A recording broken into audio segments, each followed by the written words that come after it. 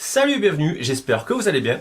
Aujourd'hui on se retrouve dans une nouvelle vidéo et dans cette vidéo, je vais vous parler d'une petite application gratuite et qui peut être pratique pour les personnes qui aiment le dessin, pour les enfants. Donc cette application fonctionne sur iPad, donc moi c'est un iPad Pro.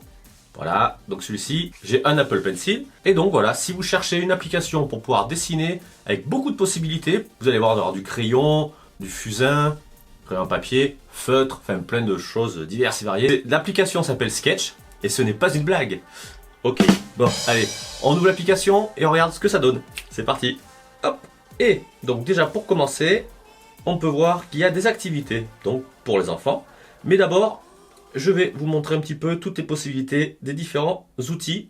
Donc là, on a le crayon, donc crayon à papier. Plus on va appuyer fort, plus le trait sera gros, enfin plutôt plus le trait sera foncé. Plus on va incliner, plus ce sera large. On a un stylo. Ensuite, on a un feutre. On a le crayon pinceau. Ça, c'est assez sympa pour faire des dessins assez stylés, surtout quand on sait dessiner, pas comme moi. On a le pastel, peinture acrylique, l'aquarelle, l'aérographe. Ouais, ça donne assez sympa quand même. Les formes. L'outil de contour, donc pour sélectionner et contourer. Outil de remplissage. On a pour estomper, comme si on mettait de l'eau quand on balaye avec la gouache ou de la peinture. Après, bon, je ne suis pas dessinateur du tout. On a le cutter pour couper, évidemment. La règle pour tracer droit. Et bien sûr, on peut importer des photos et tout. Et je vais donc vous montrer donc quelque chose de libre, c'est-à-dire où il n'y a rien. Bon, iPad de Jérôme, très bien. On ouvre ça. Donc il n'y a rien, on fait un nouveau. Voilà. Et là, on a accès à tout. Donc là, dans un premier temps, c'est le crayon. Donc, on peut voir, je vais monter le son, on va l'entendre sûrement. On entend les bruits, c'est assez rigolo. Donc, si j'appuie doucement, hop, et si j'appuie plus fort, on distingue que c'est plus foncé. Si j'incline le pencil, voilà, c'est quand même assez cool. Et donc, bien sûr, on peut incliner le pencil et voilà, comme si on dessinait pareil. Plus on dessine, plus c'est foncé. Et bien sûr, on a quand même les couleurs. On peut faire du crayon à papier, on va faire quelque chose qui se voit. Vert, enfin les crayons de couleur, voilà. C'est chouette, hein. Voilà, allez, on va tout supprimer, donc en tapant 2 fois sur le pencil, on fait apparaître la gomme. Voilà, donc là, on voit le crayon. Ensuite, on a le stylo. Le feutre, pardon. Non, le stylo. Donc là, par contre, il n'y a pas d'inclinaison possible. On peut changer donc la couleur, je vais mettre en rouge. On peut choisir l'opacité, c'est-à-dire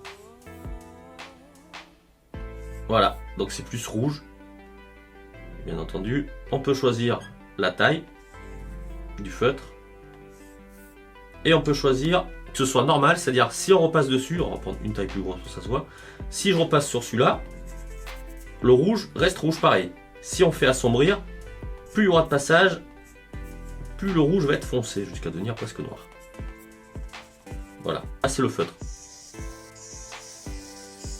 Donc là c'est pareil. On peut plus gros ou plus petit. Le stylo pinceau, donc là c'est pas mal. Regardez les dessins, si jamais vous appuyez plus fort, vous inclinez, voilà, ça devient plus gros.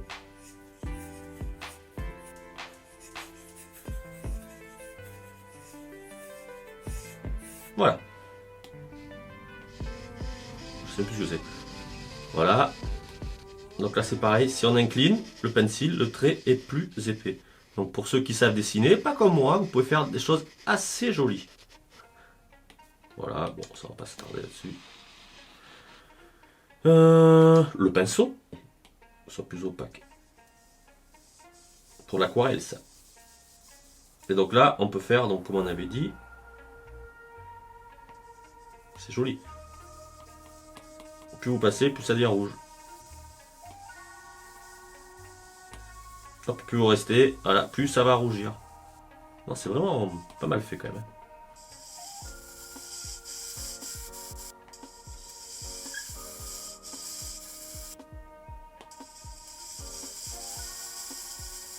Donc, vous voyez un petit peu les effets. Plus on reste évidemment.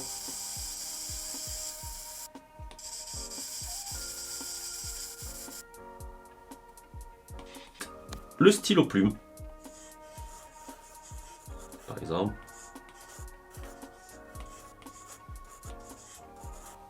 Voilà, GG. Ok, on va faire un coup de pinceau.